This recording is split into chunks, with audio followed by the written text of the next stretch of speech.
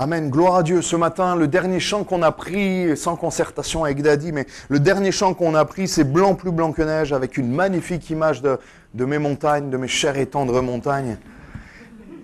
Et on va parler ce matin de la sanctification. Ce chant est parfait pour introduire le message que l'on va avoir. Dieu voulant, il y aura la deuxième partie dimanche prochain sur la sanctification. Et on va lire un texte dans 1 Thessaloniciens, chapitre 4, et à partir du verset 1, la sanctification. C'est un vaste sujet. Hein. C'est un sujet tellement important, tellement intéressant. Et qu'est-ce que la sanctification? On le lit dans 1 Thessaloniciens 4, verset 1. Au reste, frères, puisque vous avez appris de nous comment vous devez vous conduire et plaire à Dieu, et que c'est là ce que vous faites, nous vous prions et nous vous conjurons au nom du Seigneur Jésus de marcher à cet égard de progrès en progrès. Vous savez en effet quel précepte nous vous avons donné de la part du Seigneur Jésus. Ce que Dieu veut, c'est votre sanctification. C'est que vous vous absteniez de l'impudicité. C'est que chacun de vous sache posséder son corps dans la sainteté et l'honnêteté. Sans vous livrer à une convoitise passionnée comme font les païens qui ne connaissent pas Dieu. C'est que personne n'use envers son frère de fraude et de cupidité dans les affaires. Parce que le Seigneur tire vengeance de toutes ces choses, comme nous vous l'avons déjà dit et attesté.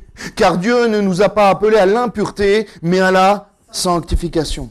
Celui donc qui rejette le précepte ne rejette pas un homme, mais Dieu, qui vous a aussi donné son Saint-Esprit, et on dit Amen. Alléluia.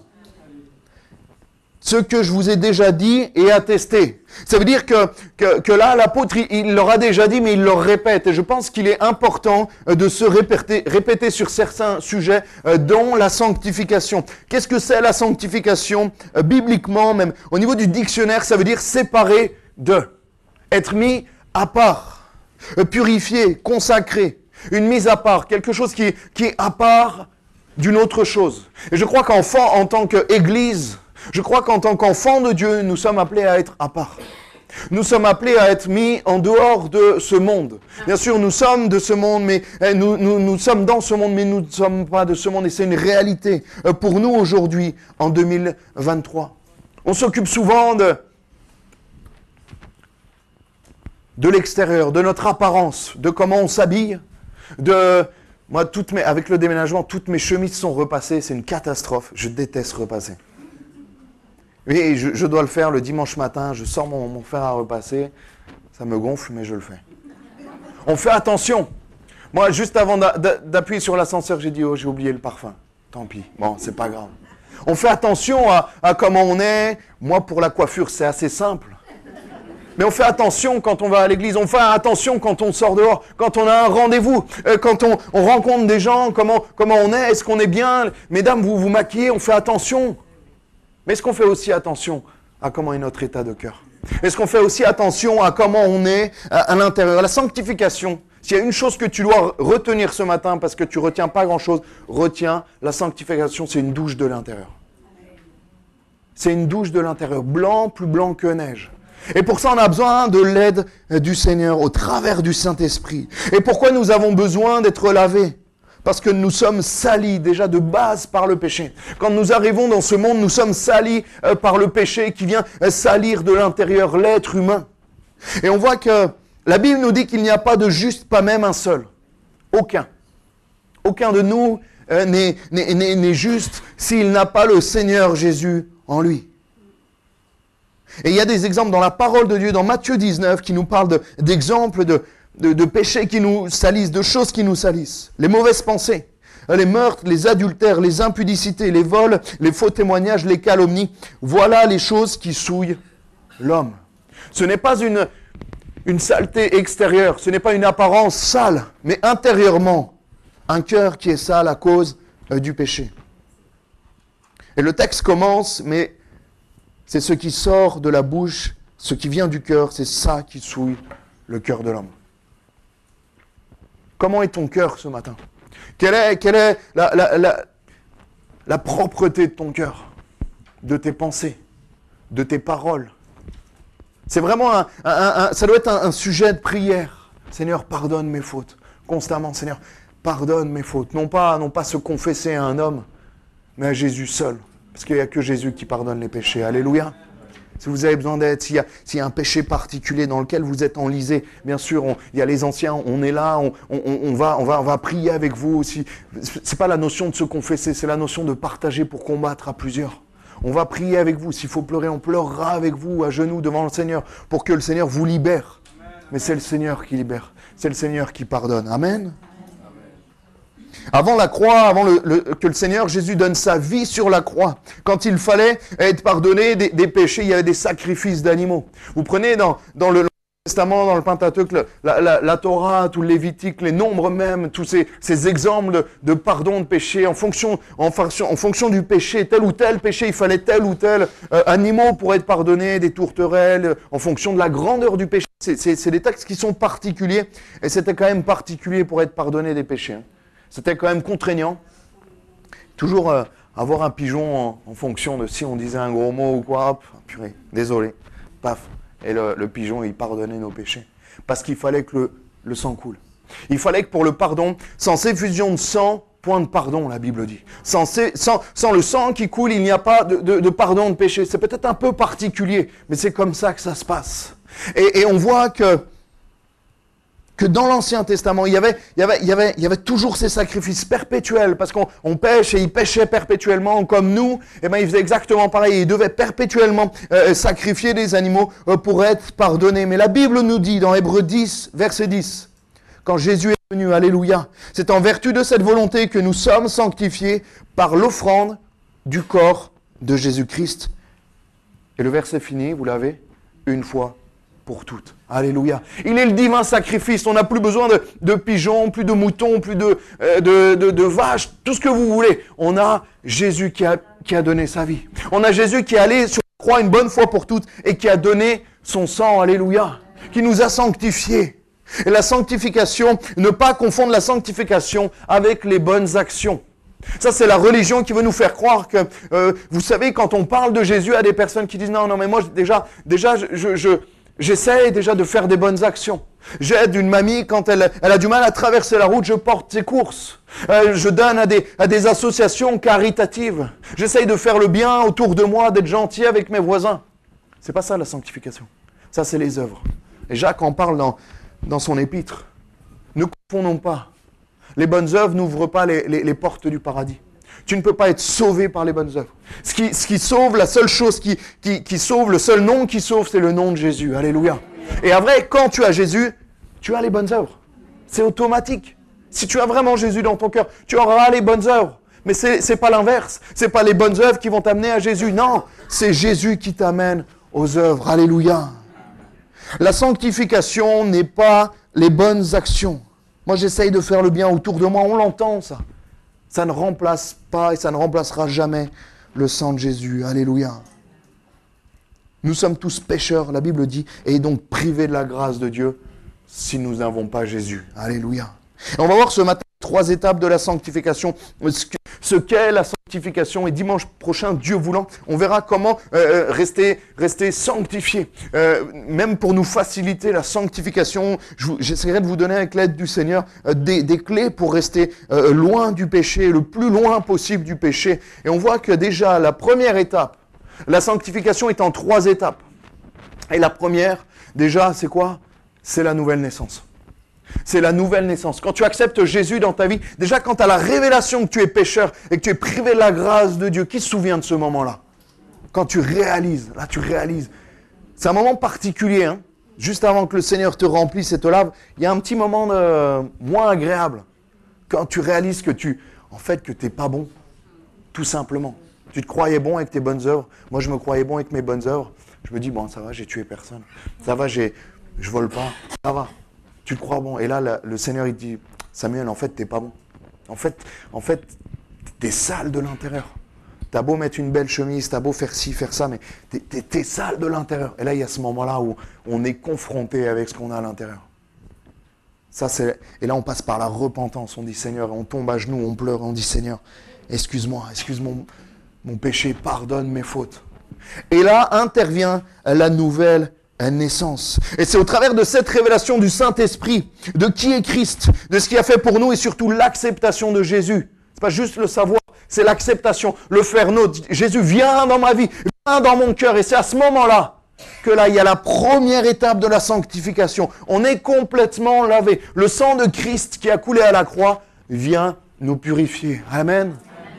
Normalement, le sang s'attache et le sang de Christ, c'est le seul qui détache. C'est le meilleur des détachants. Amen. Et ça, c'est une réalité qui vient solder notre dette. On a une dette immense. Le péché, c'est une dette immense. Et on peut prendre tout l'argent du monde, tout l'argent de Monaco, de Nice, tout ce que vous voulez, vendre les plus gros. J'ai vu un yacht à Nice l'autre fois. C'était un mix entre un yacht et un paquebot.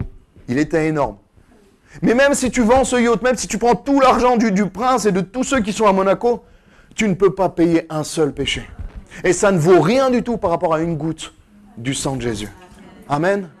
Alléluia. Ça, c'est le sang de Jésus qui vient nous purifier, qui vient nous laver de l'intérieur. C'est pour ça que la croix, c'est le point de départ. Et c'est le point d'arrivée. En fait, c'est le point culminant. La croix, le sacrifice de Jésus, c'est le plus grand événement de toute l'histoire de l'humanité. C'est ce qui a tout changé. C'est ce qui a tout fait basculer. Alléluia. Parce que même sans la croix, on ne serait pas là. On n'est pas juif à la base. On n'est pas du peuple de Dieu. On avait beau faire des sacrifices, nous, ça ne marchait pas. Mais par la croix, nous sommes adoptés. Vous avez reçu un esprit d'adoption par lequel vous pouvez dire « Abba Père ». Grâce à la croix, on est greffé à l'olivier. Alléluia. Amen. Et là, il n'y a plus qu'un seul peuple. Amen. Gloire à Dieu. Et ça, c'est cette révélation qui va te faire passer par la sanctification, te passer devant la croix et demander pardon au Seigneur pour tes péchés. Et là, il va te sanctifier, il va te relever, tu vas te sentir comme propre, comme blanc, plus blanc que neige. C'est déjà blanc la neige. Hein. Et la sanctification, c'est encore plus. C'est encore plus. Ça, c'est cette première étape de la nouvelle naissance. Et on voit qu'après, la Bible nous dit en Corinthiens 1:2, à l'église de Dieu qui est à Corinthe, et j'ai envie de le modifier, à l'église de Dieu qui est à l'Ariane, à ceux qui ont été sanctifiés en Jésus-Christ. L'église, c'est ça. Ceux qui ont été sanctifiés en Jésus-Christ. C'est pas ceux qui viennent le dimanche matin de avenue des Églantines. C'est pas ça l'église. C'est pas ceux qui chantent ou qui ont une carte de membre. L'église, c'est ceux qui ont été sanctifiés par Jésus-Christ. L'église, c'est quoi? C'est si Jésus revient cet après-midi, c'est ceux qui partent avec. C'est ça l'église. Amen. L'église n'est pas un lieu, n'est pas un bâtiment, n'est pas juste un créneau horaire entre 10h et midi, un dimanche matin. Ne soyons pas des chrétiens religieux, des pentecôtistes religieux, mais soyons renouvelés par le Saint-Esprit, soyons sanctifiés par le Seigneur. On a constamment besoin de cette sanctification. Ça, c'est la première étape. Est-ce que quand on est sanctifié lors de la nouvelle naissance, cela suffit et c'est bon, là on est sanctifié jusqu'au bout et on marche et gloire à Dieu, c'est bon, on est parfait? Oui ou non?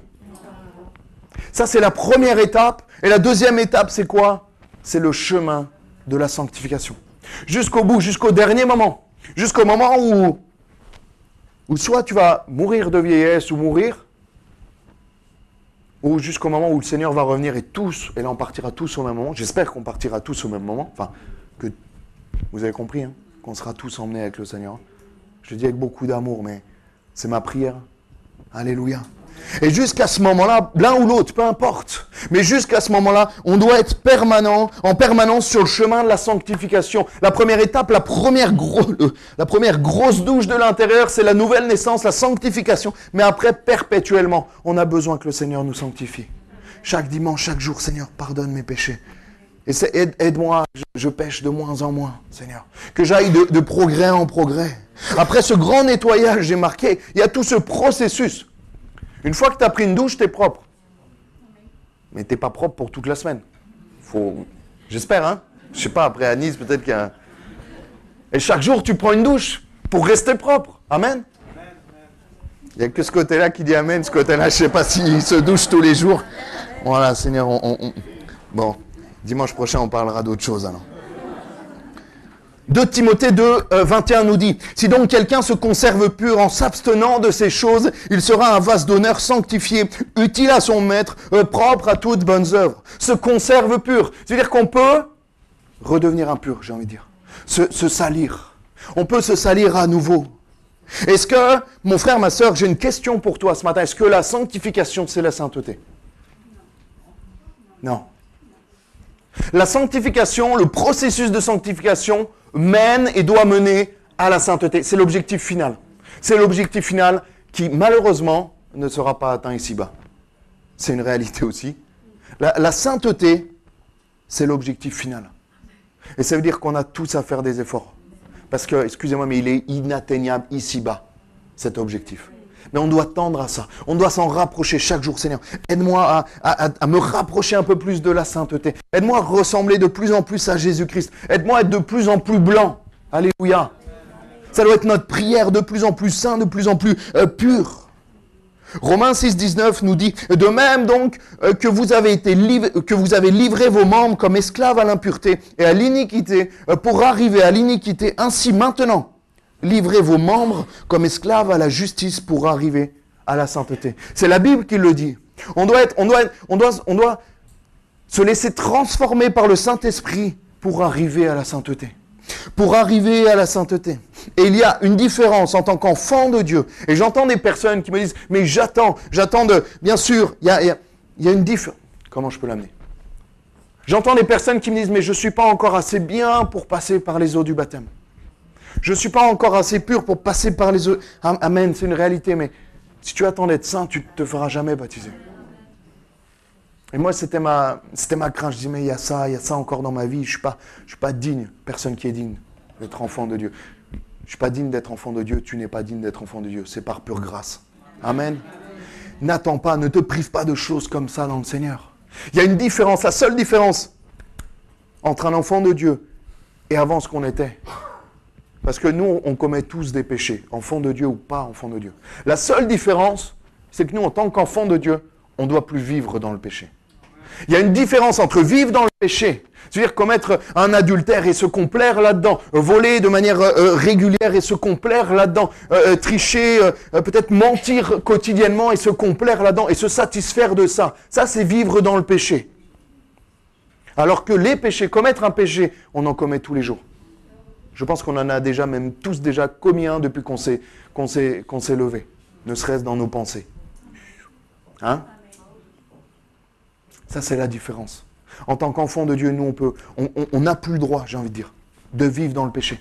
Ça veut dire que tu pêches, mais tu dois dire, non Seigneur, moi, je veux plus ça. Cette situation-là, je la veux pas. Ça doit te travailler. Quand tu es enfant de Dieu, tu peux pas accepter ça. Tu dois dire, Seigneur, oui, tu vois que j'ai ce combat, mais je veux lutter avec ça. Je veux que tu viennes m'aider, je veux m'en séparer. Ça me va pas, là. Ce que je fais, ça me va pas. Je te demande pardon, Seigneur, mais j'ai envie de changer. Et le Seigneur va t'aider. Tôt ou tard, il va t'aider, il va te délivrer. Si tu te complais là-dedans, si tu acceptes ce péché que tu commets même régulièrement, là, tu vis dans le péché, là, c'est dangereux. Non.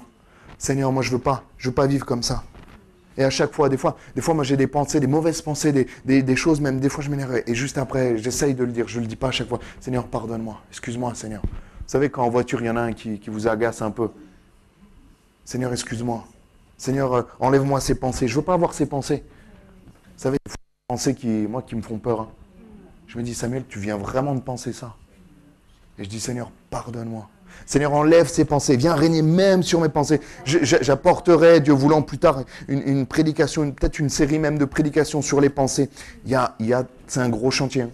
Les pensées. Et il y a beaucoup de choses qui découlent des pensées. Mais on va rester ce matin sur la sanctification. En tant qu'enfant de Dieu, on ne doit pas se satisfaire. On ne doit pas accepter de continuer à vivre dans le péché. Amen. Vous voyez les différences entre vivre dans le péché et commettre un péché. C'est subtil, mais c'est tellement important. Nous avons Christ comme modèle. Ok, il a mis la barre très haut, mais ça doit être notre modèle. Ça doit être vers quoi on doit tirer, vers quoi on doit inspirer. Et la sanctification nous dit d'aller de progrès en progrès, tous, sans te laisser accuser. Fais un point par rapport à ta vie chrétienne, où tu en étais la semaine dernière, où tu en étais il y a un mois. Si tu as une longue conversion, où tu en étais il y a 1 an, 5 ans, 10 ans, 30 ans. Est-ce que tu vas de progrès en progrès? Est-ce que tu vas, bien sûr, dans l'humilité, mais est-ce que tu vas de progrès en progrès? Ou est-ce que tu stagnes? Ou est-ce que tu régresses? Le but n'est pas de mon message n'est pas de t'accuser, mais de faire un point pour que tu puisses réagir peut-être. Si tu stagnes depuis 1 an, 2 ans, ou même si tu régresses. On prendra un temps ensemble et on priera. On fera un point et mon but, c'est de te motiver à reprendre les progrès, reprendre le chemin, que tu puisses ne pas t'arrêter sur le bord du chemin, mais te relever, reprendre la marche tranquillement. Alléluia. Au rythme, le Seigneur se met à notre rythme. Amen. Alléluia. Seigneur, viens nous aider. 2 Thessaloniciens 2,13 nous dit « Parce que Dieu vous a choisi dès le commencement pour le salut par la sanctification de l'Esprit. » On a été choisi par la sanctification de l'Esprit. Notre salut, a été par la sanctification de l'Esprit et par la foi en la vérité. On ne doit pas sous-estimer la sanctification. La sanctification est indispensable. Alléluia. Et au travers de la Bible, on voit, nous pouvons rendre pur notre sentier d'après la parole, d'après la Bible. La Bible nous sanctifie. La parole, quand tu lis la Bible, ça te sanctifie, ça te fait du bien. Quand tu te rapproches du Seigneur, c'est mathématique, ça t'éloigne du péché. Quand tu t'approches du péché, tu t'éloignes de Jésus. C'est comme des aimants. D'un côté, ça s'aimante, et de l'autre côté, vous savez, on ne peut pas les coller. C'est exactement pareil. Approche-toi du Seigneur. On verra la semaine prochaine tout ce qui favorise le péché et tout ce qui favorise la sanctification et on l'étudiera entre nous. C'est tellement intéressant de savoir ce qui peut nous aider et ce qui peut au contraire nous favoriser le péché dans notre vie et bien sûr ce qu'on ne veut pas. Un jour, on m'a dit, en tant que pasteur, on m'a dit, mais vous les ADD, les assemblées, vous, c'était un reproche, mais moi je l'ai pris comme un compliment. Vous êtes attachés à la parole. Alléluia. Amen. Alléluia. Eh oui, gloire à Dieu. Eh oui, tous nos logos d'église, avant, c'était une croix, une Bible ouverte et une colombe. C'est vrai, hein. S'il n'y avait pas les trois, c'était... Bon, c'est un peu lourd maintenant, on a allégé un peu, mais le principe reste le même. La croix, la colombe, le Saint-Esprit et la parole. Alléluia. C'est ça le menu. Hein. Amen. La croix, le Saint-Esprit et la parole.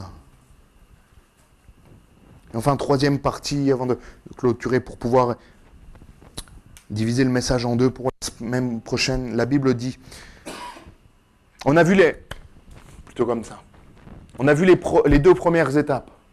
La sanctification lors de la nouvelle naissance, la sanctification lors de notre vie, le processus de sanctification.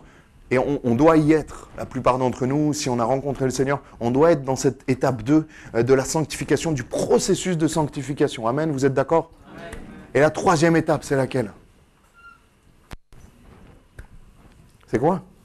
Allez-y, hein. Alléluia. Ça sera là-haut. La 3e étape, ça sera là où la Bible nous dit, nous serons semblables à lui parce que nous le verrons tel qu'il est. Vous avez nos corps glorifiés. Alléluia. On sera magnifique. On sera blanc. Le Seigneur, on va passer au vestiaire du Seigneur. Il va nous remettre selon notre taille. Bon, on aura peut-être tous la même taille. Hein. Et il va nous remettre un vêtement blanc. Alléluia. Mais un blanc d'un éclatant blanc. Vous n'avez jamais vu ça comme ça. À mon avis, ça fera même... Il faudra des lunettes de soleil tellement c'est blanc. Ça sera la sainteté. On aura fini ce processus. Si on a bien tenu ce processus de sanctification, on arrivera là-haut. Et là, on goûtera à la sainteté. Là, on sera là où il n'y aura plus aucun péché, plus aucune mauvaise pensée, plus aucune critique dans nos bouches. Alléluia.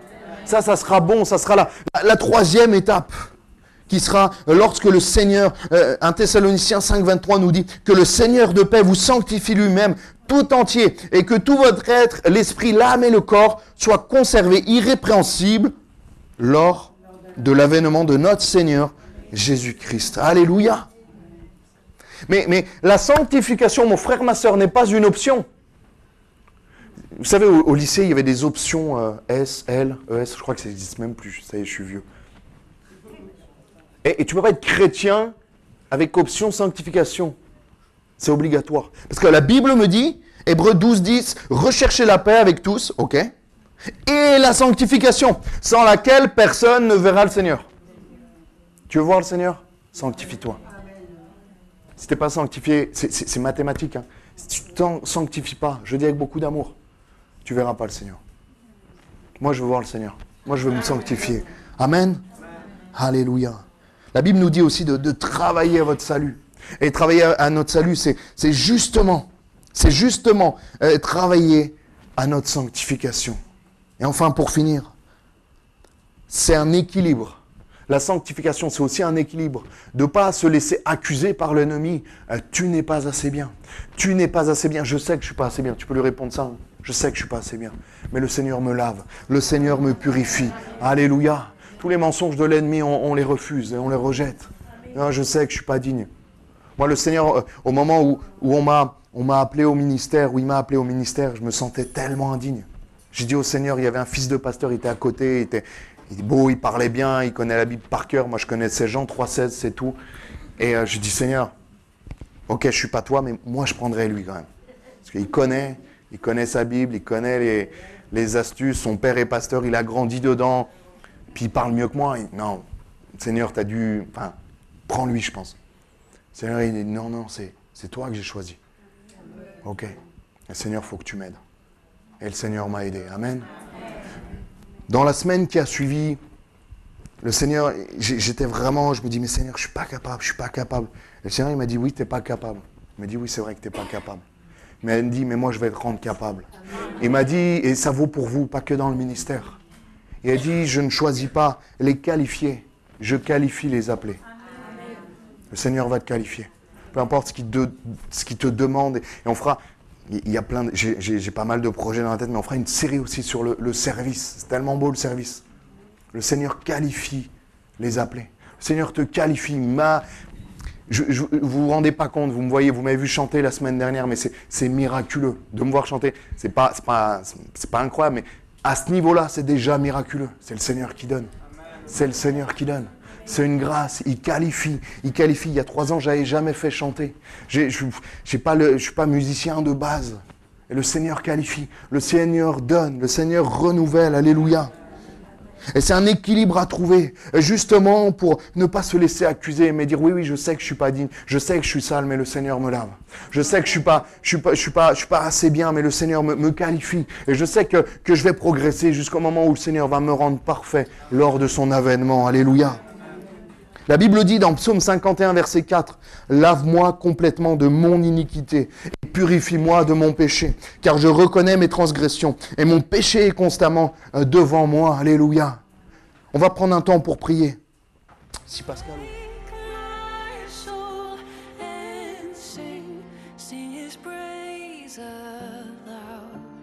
Sing his praise aloud.